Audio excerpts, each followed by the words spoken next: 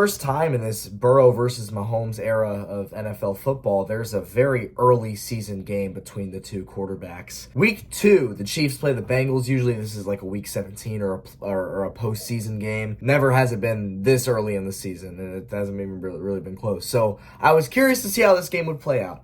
And I thought that the Chiefs would have this game won by the third quarter because, A, I think we're a better team than the Bengals. B, the Bengals have started 0-2 the last couple of years as well. They have weirdly struggled. And by struggled, I mean like sucked a lot of ass first few games of the past couple seasons. It's the weirdest thing. But the Bengals, they have not started seasons strong. They're on a streak of not starting seasons strong. In fact, they look pretty brutal. They look awful. Last week, week 1 against the Patriots, in which they lost, the Patriots and Ramondre Stevenson ran all over the Bengals defense. All over them. Beat them on the run game. So when I see the Bengals lose to the Patriots in week 1, and they get ran all over, I'm looking at this and I'm saying, okay, yep, the Bengals weird start the season like ass streak is still alive. The Chiefs play them in week 2. The Chiefs shouldn't have a problem whooping their ass. But no, we can't have nice things because the Bengals just know how to play an Arrowhead better than any other opponent do, really.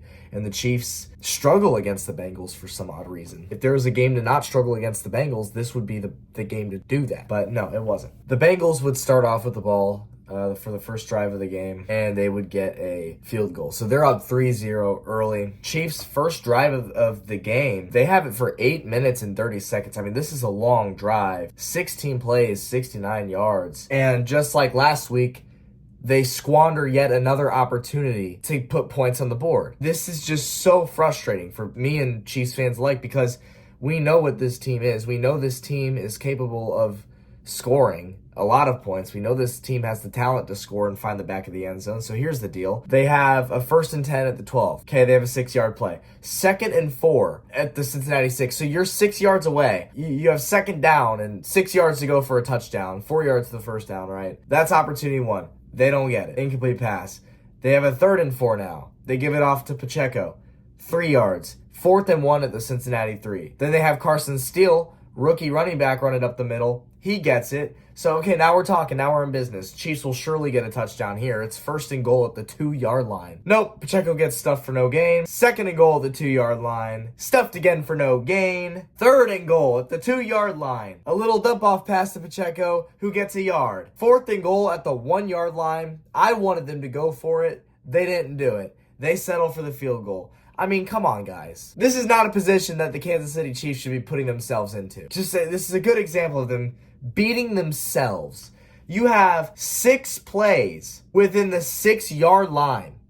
6 plays to go 6 yards. All you got to do is get 1 yard per play. That's it. It doesn't happen. Wish they would have gone for it on 4th and goal, but Andy Reid played chicken and the Chiefs settle for the field goal. It's 3-3. Thankfully, the Chiefs defense did its job because the next Cincinnati drive, they would go 3 and out. So the Chiefs get the ball back. Lovely.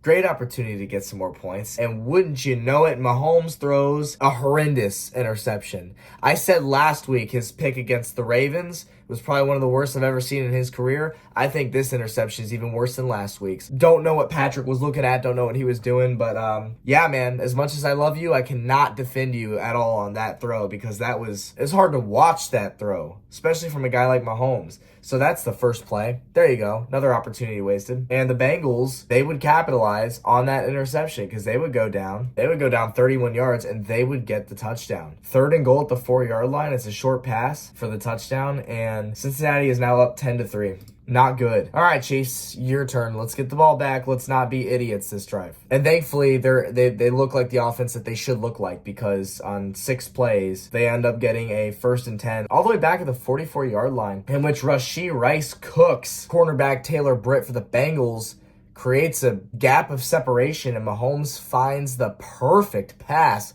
into the arms of Rashee Rice, and he takes it all the way down for the 44-yard touchdown. And this is the Chiefs offense that we were expecting to see this year. Rice isn't typically a deep bomb guy like that, but he certainly cooked Taylor Britt on this one. He finds the end zone. This is a great play, and I wish we'd see more of this. Things are all knotted up at 10 apiece. All right, so now it's the Bengals' turn to respond. Okay, they have a 9-play drive. On the 7th play of their drive, they would have a 2nd and 8 at the Kansas City 26. Joe Burrow throws an incomplete pass to Jamar Chase, 14 yards down the field, in which Jamar Chase actually grabs Trent McDuffie by the top of the jersey and literally pulls him down with him as he falls to the ground, and somehow Trent McDuffie gets called for a defensive pass interference. Normally, I wouldn't bring up penalties that happened at random moments in the game. Like for this instance, it's the second quarter, so it's like kind of a random time. But I bring that up because I'm going to bring that up at the end of this recap. And I'm sure you already know why I'm saving this to bring this up, because believe me, there's going to be an argument at the end for all the casuals who don't watch enough football to understand rules, okay? Jamar Chase commits an offensive pass interference, but McDuffie's the one who gets punished for it. And it would work to the Bengals' benefit as they would eventually get the 33-yard field goal from Evan McPherson to take a 13-10 lead. The Chiefs get the ball. They're going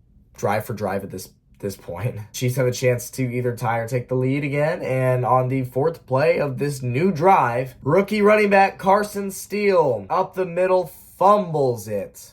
And that fucking sucks, because that is now the 2nd turnover of the day for the Chiefs, and it's just sloppy, and you shouldn't be sloppy against a struggling Bengals team like that, but they were. I will say I'm not going to be too hard on Carson Steele. He is a rookie. He was going to fumble it. It was inevitable. It is for all rookie running backs. Nobody's just going to walk into this league and be the perfect running back. Okay, it just doesn't happen like that. So Carson Steele, he was going to fumble it at one point. I would rather him do it now. It sucks that happened against the Bengals, but I would rather it have happened now in week 2 and have him make those adjustments. Hold on to the football tighter now. He's going to be more cautious now when he holds the ball. I'd rather him make those adjustments in week 2 as opposed to deep in the season when seeding is starting to come into play. Get it out early. Make the adjustments early. If there was a time for him to fumble, this was a good time to do it. So as long as he gets his act together, as long as he keeps the turnovers to a minimum, he's going to be a damn good running back. Damn good. So with that fumble, the Bengals take it downfield for a 48-yard Evan McPherson field goal. And that is now 10 points for the Bengals that have resulted from a Chiefs turnover. And that's not what you want to see. That's not what you want to see from the Chiefs offense. Gift wrapping the Bengals 10 points in the first half. That sucks. The Chiefs have a chance to put up some points before the end of the half with 1:33 when they get the ball back, and they end up having to punt. Matt Ariza drops a beautiful 49-yard punt down at the Cincinnati 1-yard line, and instead of Cincinnati just being able to kneel, they actually have to do a QB sneak with Burrow to even get it out of the end zone, and nothing came from it, but it was just a notable punt from Ariza, the new punter for the Chiefs. Second half starts, and the Chiefs would start with the ball, and on the first drive, they come out swinging. 13 play, 70-yard drive for a touchdown in the end. This was a fun touchdown for the Chiefs because it wasn't caught by somebody you would normally expect. It was actually Wanya Morris, the offensive lineman for the Kansas City Chiefs, gets wide open, and Mahomes just throws him a little alley-oop for the touchdown. Uncontested. It was a big boy touchdown. And the Chiefs with some creativity to put themselves back on top. 17-16 the score. Bengals now have the football. They would go down 70 yards in 11 plays for the touchdown. Just a 3-yard pass from Joe Burrow. That's it. Nothing special. The Chiefs defense had played fantastic actually at the goal line here. The Bengals had a 1st and 1 at the 1-yard line for the touchdown, and incomplete pass from Joe Burrow. 2nd and goal at the 1-yard line. They lose 2 yards. 3rd and 3 at the 3-yard line. Another incomplete pass from Joe Burrow. So the Chiefs defense has been playing amazing to this point. The Bengals go for it on 4th down, 4th and 3 for the touchdown, and the defensive line is just out of juice for the Chiefs because Burrow had all day long for somebody to get open. I mean, there was no pressure, completely uncontested, super frustrating, but the D-line was pretty gassed. I don't really blame them a whole lot, but to hold them that much the previous 5 plays and then just to give it up on 4th and goal. That was annoying. But to the Chiefs' benefit, Evan McPherson surprisingly missed the PAT, which instead of a 7-point game is now a 6-point game. So the Chiefs now have a chance nearing the end of the third quarter to retake the lead. And on the 4th play of this drive, Mahomes would get picked off again. 3rd turnover for the Chiefs, 2nd turnover for Mahomes. It wasn't a great pass from Mahomes. It was underthrown. But Taylor Britt did make a very nice one-handed pick. I mean, it's just what it was. It was a really nice interception. A very good play from Taylor Britt, but at the same time, not the best pass from Mahomes. He looked off this game. Now you're losing the turnover differential 3-0. That's not what you want. That's not what you want against this struggling Bengals team like that. It's just frustrating. So you're basically thinking, all right, great. This game, it's the start of the 4th quarter when this happens. So if the Bengals score again, it's going to be a really tough hill for the Chiefs to climb if the Bengals can go down and get another touchdown. But on 3rd and 10 at the Cincinnati 34, Joe Burrow would get sacked by Tershawn Wharton and Mike Dana, forcing the fumble. It's picked up by Chamari Connor for the Kansas City Chiefs, and he takes it to the end zone for the touchdown. I didn't even celebrate at first because it looked like Joe Burrow was down well before the ball came out from the original TV angle. So I didn't even want to celebrate it because I just anticipated it getting called back and then the Bengals just have another chance. Joe Burrow gets up and goes to the sideline with disappointment on his face. And I knew at that moment that had to have been a clean fumble because he himself had walked off disappointed. They show the replay, they show the different angles, and sure enough, it did come out. It's a clean play. The Chiefs now with a gift from the Bengals. It's 23-22. They go for the 2-point conversion and just nothing open for Mahomes. It fails. It's a 23-22 lead for the Chiefs. The Bengals now get the ball back. They're driving down the field. At the 10-minute, 42-second mark of the 4th quarter, Joe Burrow throws a pass to Jamar Chase. It's a 4-yard gain. He's tackled cleanly by Trent McDuffie, and Jamar Chase actually gets up, stomps his ass on over to the referee, and started crying to the referee that there was no call for a hip drop tackle. Replay showed that it was a clean tackle. There was no penalty. But Jamar Chase, instead of just being a team player and getting back to the huddle, decides to screw his team by going over to the ref and start crying like a baby to the ref. There's actually mic'd up footage that came out of Jamar Chase in this very moment. Take a listen.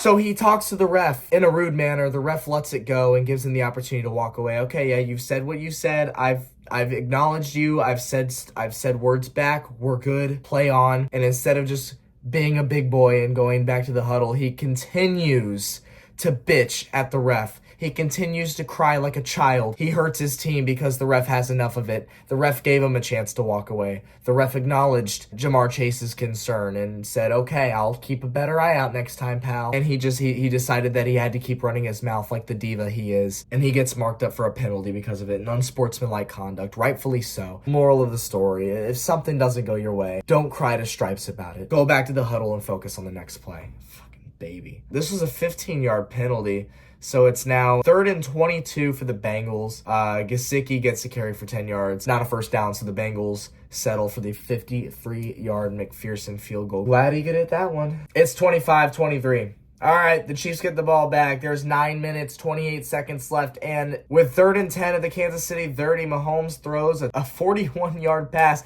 to Travis Kelce. And it is called back for a holding, an offensive holding on Kingsley Suamataia, the rookie left tackle for the Kansas City Chiefs. And I was waiting to get to this play before I mentioned the name of Kingsley Suamataia, because what you don't see on the stat sheet is how hard of a time Hendrickson for the Bengals was giving the rookie left tackle for the Chiefs all day long. Mahomes was being pressured all day long. It was a really poor performance for Suamataia on the Chiefs. And the Chiefs actually had enough of it once he got hold for this blatant offensive holding. Yeah, call it what it is. It is a holding. I mean, Suamataia was getting killed by Hendrickson all day. All day. Didn't stand a chance. He's getting ragdolled out there. Not protecting Mahomes' blind side at all. And just getting pressure after pressure. It was so frustrating to watch. It was after he got called for this holding penalty with 8 minutes, 14 seconds left to go in the game, the Chiefs benched him. and put in Wanya Morris, the offensive tackle that had just gotten the touchdown earlier in this game, at the left side for the Chiefs. And although he wasn't much more effective, all you needed to do was be a little more effective, and he was that for the Chiefs. But thanks to the penalty on Suamataia, the Chiefs are forced to punt. They go 3 and out, and that's not what you want. The Bengals now have a chance to put the game away. They lead by 2. They have the ball now with a fresh set of downs with a little less than 7 minutes to go in the game. They run 7 plays, 17 yards. On 3rd and 6 at the Cincinnati 42, Chamari Connor, the man who returned the Burrow fumble for the touchdown earlier in this game, sacks Joe Burrow for a loss of 9 yards to force them to punt the ball. And the Chiefs now are given life. The Chiefs, with 2 minutes and 35 seconds left, have a chance to go downfield just enough to get a field goal to win the game. And it didn't look good. It didn't look strong. The Chiefs were struggling. They couldn't get the run game going. A 2nd and 9 goes incomplete. A 3rd and 9 at the KC 42-yard line to P. Ryan only goes for 3 yards. They have 4th and 6. And they actually converted to Rashee Rice for 21 yards just for it to get called back for an illegal use of hands to the face penalty on Wanya Morris, the man who came in to replace Kingsley Suamataia. And again, he had his hands in his face. This is a clean call. It's the right call. And it's just an absolute killer for the Chiefs because now they have a 4th and 16 with the game on the line. It's either you make it or you don't. So with 4th and 16, Mahomes throws a pass for Rashee Rice. Rashee Rice gets bumped into early by cornerback Anthony for the Bengals. And the Chiefs are just given a gift from the Bengals defense because at this pivotal moment in the game, 4th and 16, how are you going to commit a pass interference? How are you going to commit a pass interference? And this wasn't even questionable either. It was a bright as day defensive pass interference on Anthony for the Bengals. Bumped into way before the ball got there. And the only people that are saying otherwise are either Bengal fans who don't know how to cope with the fact that their team sucks, 13-year-olds, or casual fans who don't watch enough football to know what the actual rules are. Because this is a textbook pass interference. And you could sit here and talk all the shit you want about, oh my God, the Chiefs, they always have the refs help them at the end of the game. Oh my God, the refs won another game for the Chiefs. It's like, dude, first of all, earlier in the game, you had that Jamar Chase that's why I mentioned that earlier. You had that Jamar Chase pulled Trent McDuffie down with him for an incomplete pass. Trent McDuffie somehow gets the defensive pass interference for that. Make that make sense. You couldn't take advantage of the Mahomes getting pressured all day long because of Kingsley Suamataia struggling as the rookie left tackle he is. Not to mention, it was 4th and 16. All the guy had to do was just not touch Rashee Rice early. That's all it was. If you would have played it cleanly, you wouldn't have had to worry about that. Oh, and let's not forget that if Evan McPherson didn't miss the PAT, a field goal would have only tied the game, sending it to overtime. So there's all kinds of factors here as to why people are so stupid for blaming one single play on the outcome of a game. I always say, don't put yourself in a position where one penalty can lose you a game. That's all you got to do. The Chiefs struggled in this game. The Bengals had several opportunities to put the Chiefs away. And you mean to tell me you're going to sit here and complain that a single call that was the right call lost you the game? Maybe you're just better off watching The Real Housewives of Chicago instead of football. Because that's football. You don't touch a guy early. You don't bump into him early. That's a textbook pass interference on the defense. Read the fucking rule book for all I care. That's what it's supposed to be called. That's not the refs bailing out the Chiefs. As much as you want that narrative to be true, it's simply not. And the Chiefs took advantage of a stupid play on the Bengals defense, and that's the bottom line. Every year, it's the same shit. People love to run this narrative that the refs single-handedly win the Chiefs football games.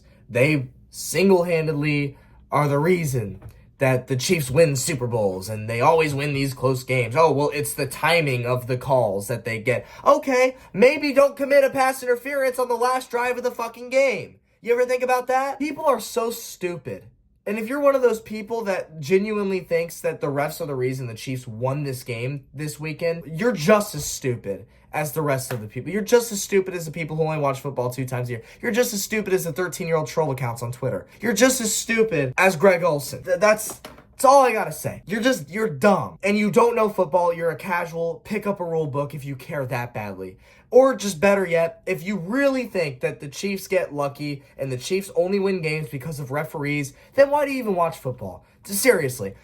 If you're just going to bitch every single week about the Chiefs winning games just because of the referees' help, why even watch it? If that's what you expect and that's the reality of it, then why watch it? Come on, man. It's ridiculous. Grow up, grow a pair, look at it for what it is. Don't be an idiot. So the Chiefs now have a golden opportunity. They even struggled to even get extra yards, really. 2 yards. 2 yards. They put Harrison Butker up for a 51-yard attempt. That's not easy, but oh no. I almost forgot. Harrison Butker's got ice in his veins. Harrison Butker, cold as hell, nails the 51-yarder down the middle as time expires and the Chiefs hold off to win this game. And that's all I gotta say. It doesn't gotta be pretty, but it's a win. So with that being said, the Chiefs, man, how about that? 2-0 to start the season against two AFC powerhouse teams in the Ravens and the Bengals. And it's only going to get easier from here. So the Chiefs have already set themselves up greatly for the second half of the season when seeding comes into play and playoff positioning comes. Like, this stuff matters. These early games end up mattering a lot. And so to get those 2 wins early against the Bengals and the Ravens, that is huge for the Kansas City Chiefs. Unfortunately, Isaiah Pacheco, on the last drive of this game, with 2 minutes to go in the game, took a handoff up the middle and pretty much got bent backwards. Turns out, he fractured his fibula on the play. He's now on IR. He's got to get a surgery for it, and he's going to be out at least 6 weeks. And that sucks, because now what we're going to see is a lot of handoffs to Carson Steele, the rookie. And while I really like Carson Steele, don't forget the keyword, rookie. He's going to make mistakes. I think he's going to turn out to be a great player. I really do. But when you're this early in your career, you're going to make mistakes, and the Chiefs got to be wary of that. So we'll be excited to see the development of Carson Steele. You got to remember, Chiefs will probably start using P. Ryan a lot more now. With Pacheco out, probably going to be splitting a lot of the handoffs between P. Ryan and Carson Steele. So that'll be interesting to see how the Chiefs work through that for the next 6 weeks at least while Pacheco is out. It was just announced this past week that Marquise Brown is going to miss the entire regular season, which it sucks. Didn't even play one regular season game as a Chiefs. Got hurt in the preseason, had to get surgery because it wasn't healing right. So now he's going to miss pretty much the entire regular season, potentially the whole season, including playoffs. We'll just have to wait and see. And then we have other issues that we need to get resolved as well. The big one being Kingsley Suamataia on the left tackle, because he just got killed all game against the Bengals. Other than that, the Chiefs set themselves up nicely for the coming weeks. I'll catch you next week. Go Chiefs. Quit crying. Peace out.